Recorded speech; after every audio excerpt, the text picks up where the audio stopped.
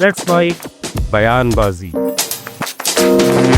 America के राष्ट्रपति Donald Trump ने एक बार फिर अफगानिस्तान के बगराम एयरबेस को वापस लेने की बात कही।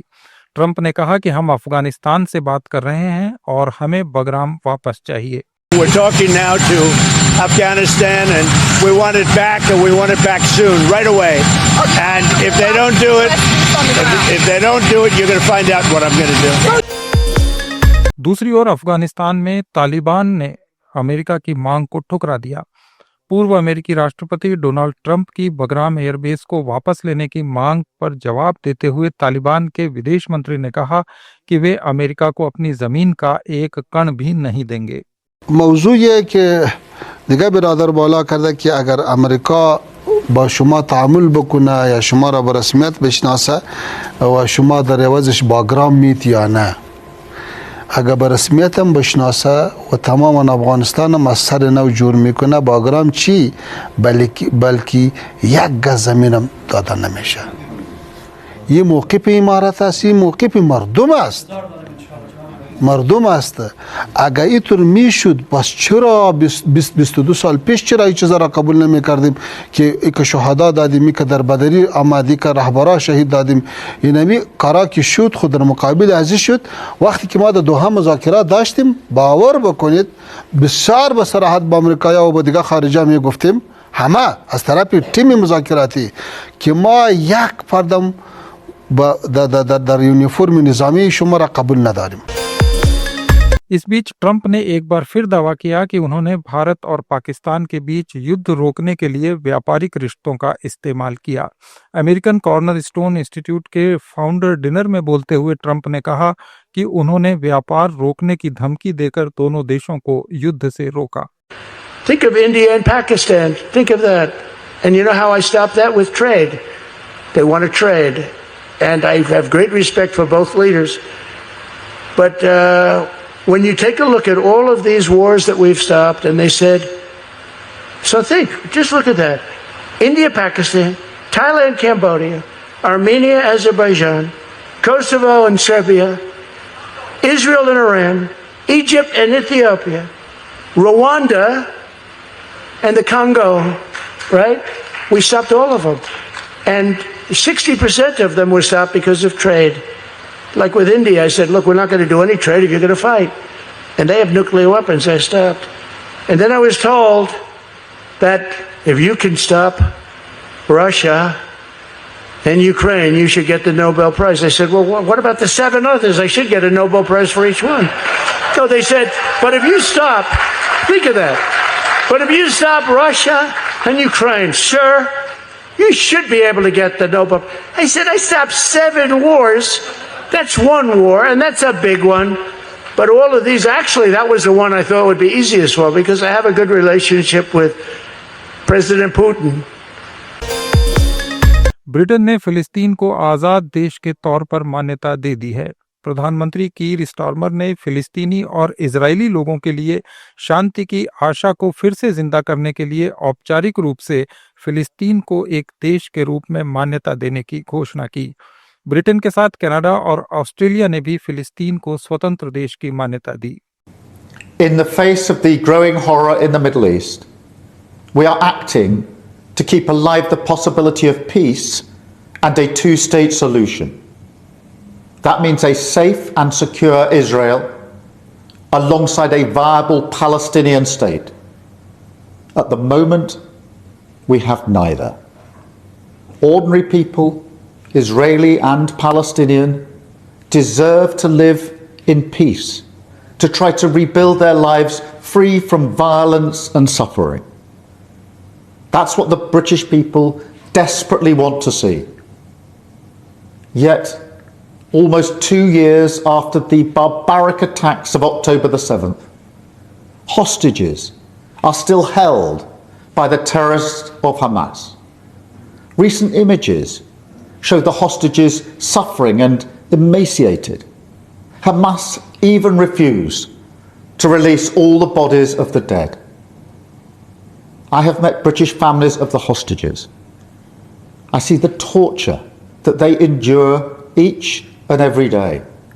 Pain that strikes deep in people's hearts across Israel and here in the United Kingdom. The hostages must be released immediately, and we will keep fighting to bring them home. Let's be frank.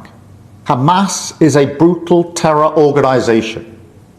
Our call for a genuine two-state solution is the exact opposite of their hateful vision. Pakistan के प्रधानमंत्री शहबाज शरीफ ने London में प्रवासी पाकिस्तानियों को संबोधित करते हुए कश्मीर मुद्दे को फिर से उठाया। शरीफ ने कहा कि भारत को तय करना है कि दोनों देश शत्रु रहेंगे या अच्छे पड़ोसी बनेंगे। बतौर एक अजीम पाकिस्तान बैठ वही खाना मिलेगा और ये मसाइल कश्मीर के और दूसरे मसाइल हल करना चाहते हैं, क्योंकि हम चाहे न चाहें उस खत्ते में हम हमसाए हैं। क़यामत तक अब ये हमारे ऊपर है कि हमने अमन से रहना है या एक झगड़ालू हमसायों की तरह रहना है। मैं समझता हूं कि हमारी ये दिली ख्वाहिश है कि हम इज्जत और वकार के साथ वहां पर रहें, और ये जो वसाइल जो हमने 4 जंगों में, जो चौथी जंग अभी हमने लड़ी और जीती, 4 जंगों में दोनों तरफ से अरबों डॉलर खर्च हुए। ये अरबों डॉलर पाकिस्तान की तरक्की और खुशहाली के लिए खर्च होने चाहिए। दूसरी तरफ भी अगर आप चाहें तो आप भी अपनी खुशहाली और तरक्की के लिए गुर्बत को दूर कर खत्म करने के लिए करें, लेकिन मैं समझता हूं कि इसके लिए कश्मीर का मसला हल होना एक बुनियादी जरूरी है।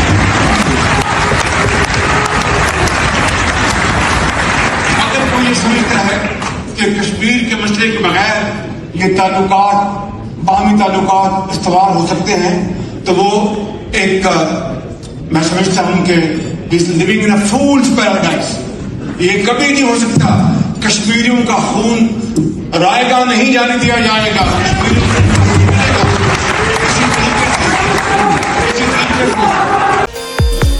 गृह मंत्री अमित शाह ने जोधपुर में पारसमल बोहरा नेत्रहीन महाविद्यालय में एक नए भवन और 2 हॉस्टल्स की आधारशिला रखी। इस दौरान उन्होंने दिव्यांगों के सशक्तिकरण पर सरकार के प्रयासों की सराहना की। 1314 भारत सरकार के भवनों में 563 करोड़ रुपया खर्च कर दिव्यांगों के लिए उसको सुगम्य बनाया गया, वो सरलता से जा पाए ऐसी व्यवस्था की। और इसके अलावे इनिशिएटिव लेकर और 1748 इमारतों को सुगम्य बनाने का काम किया। 35 अंतर्राष्ट्रीय हवाई अड्डे और 55 घरेलू हवाई अड्डे को दिव्यांग जनों के लिए सुगम्य बनाने का काम किया। और कृत्रिम अंग देने की बात में सारे रिकॉर्ड तोड़ दिए हैं। लगभग 31 लाख लोगों को मोदी जी प्रधानमंत्री बने उसके। राजस्थान सरकार के कैबिनेट मंत्री डॉक्टर किरोड़ी लाल मीणा ने 2 बीज कंपनियों के प्रोडक्शन फील्ड्स का अचानक निरीक्षण किया। इस दौरान उन्होंने कहा कि बीज माफिया प्रधानमंत्री के किसानों की आय दुगनी करने के मिशन में बाधा डाल रहा है। 10 बीघा और 4 बिस्वा है, बाकी नहर का एरिया और ये सड़क में चला गया। कुतर है, ये त्रिकोणी है। ये उसमें तो सड़क पे बहुत ही गुआर कागजों में यही तो घपला चल रहा है सर। ये घपला देखना है मैं। आप जैसे मंत्री हो ना तो ये देश का सुधार हो जाए जी। घपले को सुधारेंगे किसान, है ना। आम आदमी पार्टी के नेता संजय सिंह ने जीएसटी के क्रियान्वयन पर तीखी आलोचना की। संजय सिंह ने 2017 में लागू हुए जीएसटी को मध्यम वर्ग और आम लोगों पर अनुचित बोझ बताते हुए सरकार पर इतने साल तक टैक्स के नाम पर अवैध वसूली का आरोप लगाया। 2017 में और जब ये जीएसटी लागू की गई तो इतना बखान किया गया जीएसटी का, जैसे मालूम पड़ रहा था अर्थव्यवस्था में बहुत बड़ी क्रांति आने वाली है देश के अंदर। हम लोग चिल्ला रहे थे, कह रहे थे कि ये गलत हो रहा है। नहीं सुनी गई बात। मिडिल क्लास की कमर तोड़ दी गई, आम आदमी की कमर तोड़ दी गई। लाखों करोड़ रुपए टैक्स का बोझ इस देश की जनता के ऊपर लादा गया, जानबूझ के लादा गया। और तब बताया गया जश्न मनाइए, खुश हो जाइए कि आपका टैक्स बढ़ाया जा रहा है। यह हुआ इस देश के अंदर। और जीएसटी के नियमों में एक दो बार नहीं, सैकड़ों बार बदलाव करने पड़े। इसके अलावा डीजल के नाम पे, पेट्रोल के नाम पे लाखों करोड़ का टैक्स लिया गया। और आज प्रधानमंत्री जी को 8 साल के बाद नींद से जागकर यह बताना पड़ रहा है कि नहीं, अब हम फिर एक क्रांतिकारी परिवर्तन लेके आए हैं। देखिए, हमने जीएसटी कम कर दिया। तो बढ़ाया क्यों था? 8 सालों तक इस देश की जनता को लूटा क्यों था? प्रधानमंत्री जी, जो लाखों करोड़ रुपए इस देश की जनता के जेब से टैक्स के नाम पे लूटा गया है, वो पैसा उनके खातों में वापस कीजिए। आपने अपने मित्रों। केंद्रीय मंत्री नितिन गडकरी ने इथेनॉल मिश्रण नीति का बचाव करते हुए दावा किया है कि भारत का ऑयल इंपोर्ट 22 लाख करोड़ रुपए का है और इथेनॉल मिश्रण से इसमें कमी आएगी। उन्होंने कहा कि इथेनॉल मिलाने से न केवल इंपोर्ट कम होगा बल्कि किसानों को भी फायदा पहुंचेगा। फायदा करना गलत है।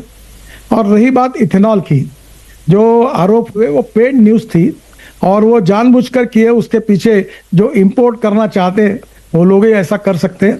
पर आपको मैं बताता हूं कि 2004 में हमने शुगर फैक्ट्री डाली थी, तब इथेनॉल नहीं था। इथेनॉल एक शुगर फैक्ट्री का प्रोडक्ट है। इथेनॉल के रेट पेट्रोलियम मिनिस्ट्री टेंडर निकालकर निश्चित करती है।